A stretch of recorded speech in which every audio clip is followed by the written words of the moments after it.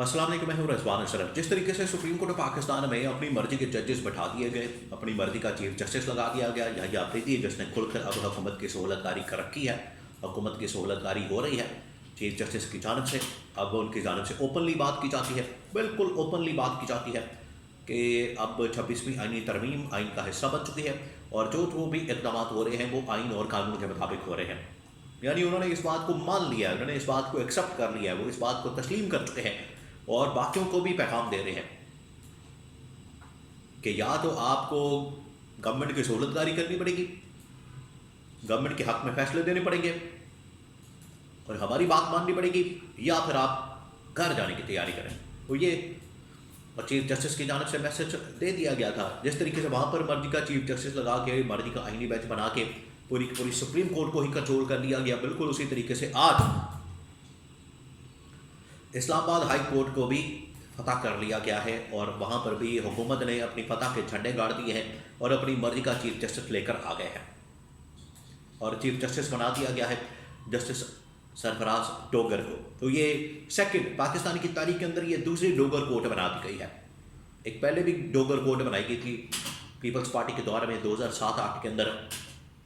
फिर वकला तहरीक चली, अदलिया की आज़ादी की तहरीक चली, आखिरकार वो अदालत बहाल हुई, अदलिया बहाल हुई, अदलिया की आज़ादी बहाल हुई और चीफ जस्टिस इफ्तिखार चौधरी को लगाया गया और अब्दुल हमीद डोगर चीफ जस्टिस थे। डोगर कोर्ट उसको कहा जाता था, उनको फारिग कर दिया गया। आज फिर वही तारीख दोहराई जा रही है और इस्लामाबाद हाई कोर्ट के अंदर सरफराज डोगर को चीफ जस्टिस तैनात कर दिया गया है। ये जो तैनाती हुई है ये कितनी अहम है और इसके बाद आगे क्या हो सकता है, इस हवाले से बड़ी अहम तरीन मालूमात मेरे पास मौजूद है। इसके पीछे जो कहानी है वो आपके साथ में शेयर करता हूँ। दूसरा ये कि हुकूमत की जानब से 2 जजेस के खिलाफ, सुप्रीम कोर्ट के जजेस के खिलाफ रेफरेंस की तैयारी हो चुकी है, फैसला हो चुका है, रेफरेंस आ रहा है, उसके हवाले से मैं आपको बताता हूँ। और तीसरा ये कि इमरान खान और वकला मिलकर किस तरीके से तहरीक चला सकते हैं अदलिया की आज़ादी और अदलिया की बहाली, क्योंकि इस वक्त अदलिया की आज़ादी और बहाली स्टेक के ऊपर लग चुकी है। इसके हवाले से भी बड़ी अहम तरीन मालूमात मेरे पास मौजूद है, वो आपके साथ में शेयर करता हूँ। देखिए, पाकिस्तान के अंदर इस वक्त जो हालात हैं वो सियासी तौर पर, माशी तौर पर, अदालती तौर पर, सफारती सतह के ऊपर तबाही और बर्बादी वहाँ पर फिरी हुई है। हालात बड़े ख़राब, बहुत ख़राब, सूरत हाल बिगड़ गई है। इसी वजह से IMF को आके यहाँ पर तमाम की तमाम वजारतों, इदारों, लोगों के साथ, शख्सियात के साथ मुलाकातें करनी पड़ रही हैं। उन्होंने आके चीफ जस्टिस के साथ मुलाकात की। अब ये कितने शर्म की मकाम, शर्म की बात है, डूब मरने का मकाम, डूब के मार जाओ कि IMF आपको बता रहा है कि आपने क्या करना है, यहाँ पर आपने क्या करना है, यहाँ क्या करना है, इस इदारे में क्या करना है, इस इदारे में क्या करना है। आप तो अदलिया भी सही तरीके से नहीं चला पा रहे, वो भी आपको अदलिया के मुतालिक IMF बता रहा है। और शहबाज शरीफ ने जो अभी 2-4 दिन पहले दुबई के अंदर मुलाकात की IMF की MD के साथ, तो शहबाज शरीफ यहाँ पर बड़े फ़ख्र से बयान कर रहा है, फ़ख्र से बयान कर रहा है शहबाज शरीफ कि मैंने उसको कह दिया है बिजली की कीमतें कम करने का।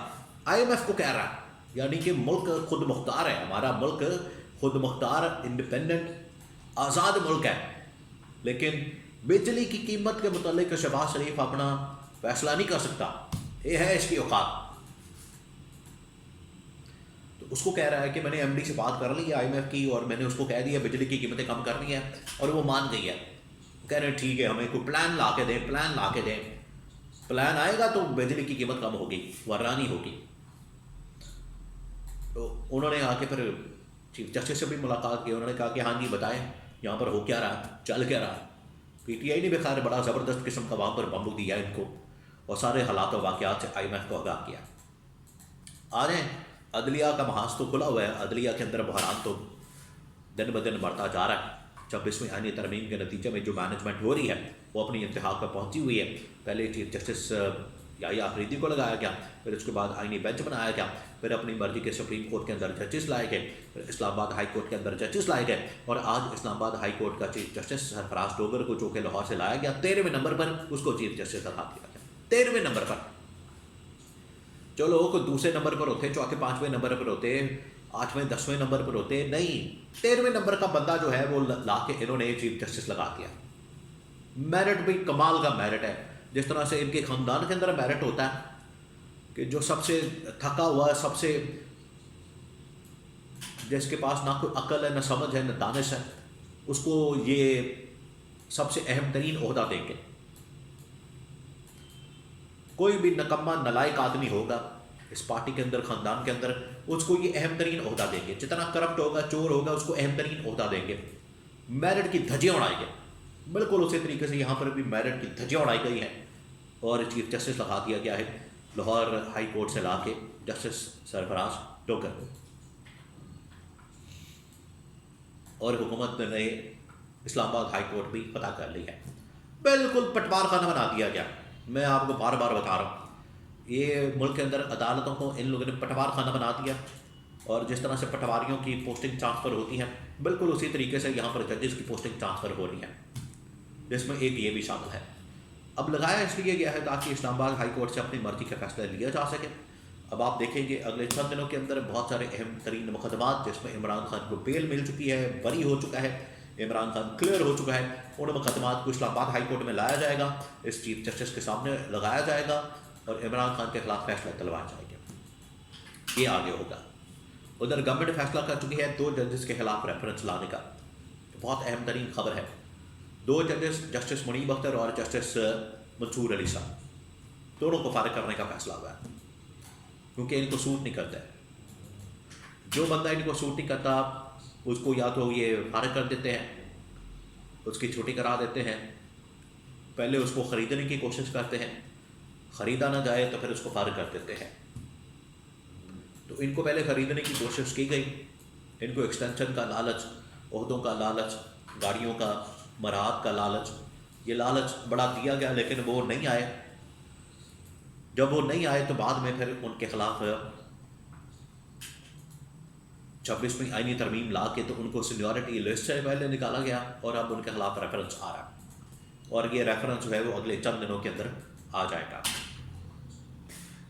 तो ये साजिश तैयार हो चुकी है इन 2 के खिलाफ। अब इस पर पीटीआई और इमरान खान और वकला, ये बिल्कुल उसी तरीके से इस्लामाबाद हाई कोर्ट को डोगर कोर्ट बना दिया गया है, जिस तरीके से 2007-8 के अंदर डोगर कोर्ट बना दिया गया था। तो अदलिया की आज़ादी के लिए तहरीक चली, वकला ने तहरीक चलाई और पाकिस्तान के अंदर अदलिया को आज़ाद किया। बिल्कुल उसी तरीके से पाकिस्तान के अंदर अब तहरीक की ज़रूरत है। अदलिया की आज़ादी के लिए, आइन के ऊपर जो हमला किया गया, आइन की बहाली के लिए, जमहूरियत की बहाली के लिए, आज़ादी के लिए, और पाकिस्तान के अंदर जबर, फस्तायत और बर्बरियत के ख़ात्मे के लिए, यजीदियत, मलूकियत के ख़ात्मे के लिए, अदलिया की आज़ादी के लिए, वकला की तहरीक और अपोजिशन की तहरीक, वो अब वक्त आ गया उसको शुरू कर दिया जाए।